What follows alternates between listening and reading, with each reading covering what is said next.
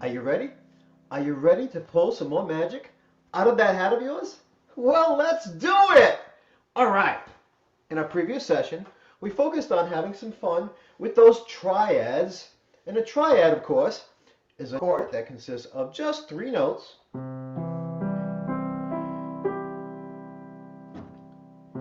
We made our way up the piano keyboard.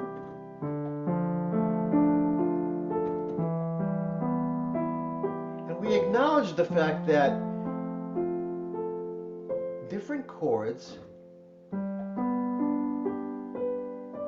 have different sound textures.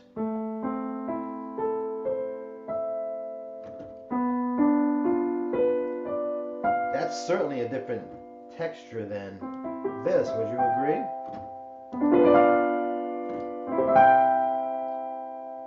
All right, let's just build upon that a little bit today, all right?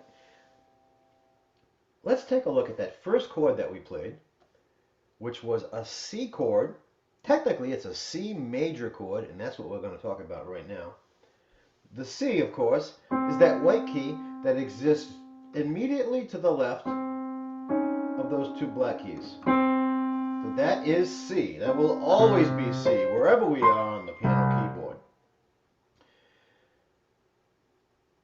Then what we did was we skipped a white key, played the next, skipped a white key, played the next. All right? Now this is a C major chord. What makes this major? Well, we could get into the theoretical version of this, or we could get into the visual version, and that's the one I want to opt for today because we're looking for quick results here, okay? We can always fill in the gaps later with the theory. All right, it's just like learning a language, you know, we didn't know everything about what we were saying, but we still were able to express ourselves at a very young age. All right, so let's take a look. Let's dissect the chord just a little bit. Here's the C chord. Now look, what we want to know is the difference between a half step and a whole step. That's about the extent of the theory today. A half step is whenever we move from one key to the very next key on the keyboard. Now that very next key on the keyboard would not be this D, technically, because to the immediate right we have this black key, all right?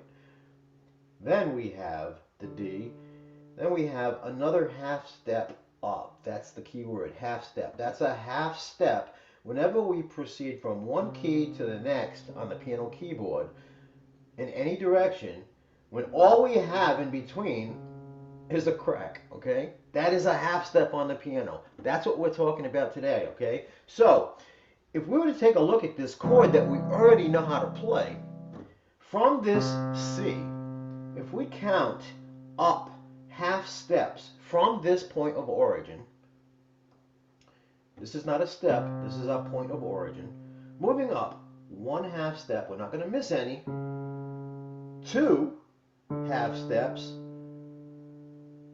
3 half steps, and then 4 half steps takes us to that next note that we're playing in the chord, right? So remember, 4 half steps. Okay, so from here to here is 4 half steps. The next note in the chord was here. How many half steps from here is that? Now this is our point of origin. 1, 2, 3. 3 half steps. 1, 2, 3, 4. 1, 2, 3. How would you describe the sound of this chord? Well, let's go to the next one. We moved up to this next chord, which actually starts on D. How would you describe the difference in sound textures? Let's say you were composing music, okay? Background music for a movie scene. And it was a very sort of suspenseful kind of a scene. Would you choose this one? Or would you be more apt to choose this one? Is that a little more dramatic? All right, there's something about that texture that's different, right? Let's analyze this chord. in terms of half steps. From this first note D, let's move up. Half step. 1, we're not going to miss any. 2, 3 half steps takes us to the next note in that chord. That's different than the other chord, right? The major chord was 4 half steps. This one is 3 half steps. From this point, 1, 2, 3, 4 half steps. That's just the opposite of what our major chord consisted of. So this first distance, or we could say interval, the distance or interval between this note and this note is smaller than this one.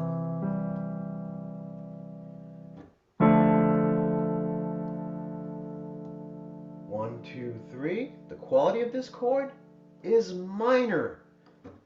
So the chord that is constructed from building 4 half steps and then 3 half steps is major. The chord that results from building 3 half steps and then 4, just the opposite, is a minor chord. Would you say that the major chord is rather merry? Kind of bright, kind of whatever mood is created for you is right for you. The minor, a little more dramatic. All right, so here's your assignment. You're going to play up the piano keyboard all 7 chords.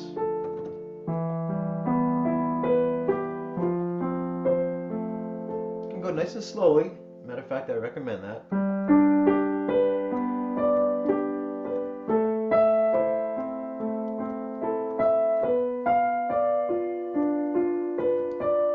Until we arrive at the C major chord again, above. Now that's 7 chords, 7 different chords. I want you to determine whether those chords are major or minor. And just a little hint ahead of time, one of these chords does not fit either major or minor. And can you come up with it? Meanwhile, I hope you're having a lot of fun just making some music with these triads.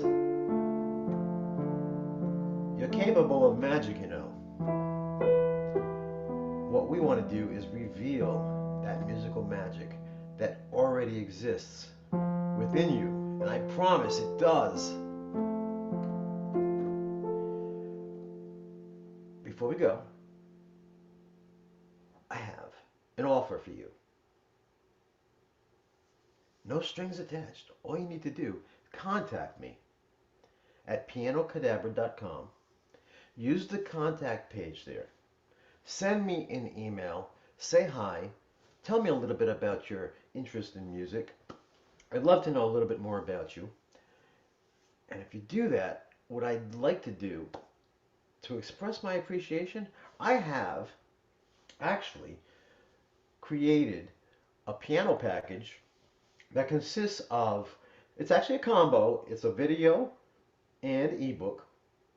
I call it Piano Chords 101. We talk about the basic chords on the piano. It's available in the store, and I believe it's like $11. However, if you send me that email and say hello to me, I will send you a promo code which will allow you to get that for nothing, for absolutely free. It's on the house.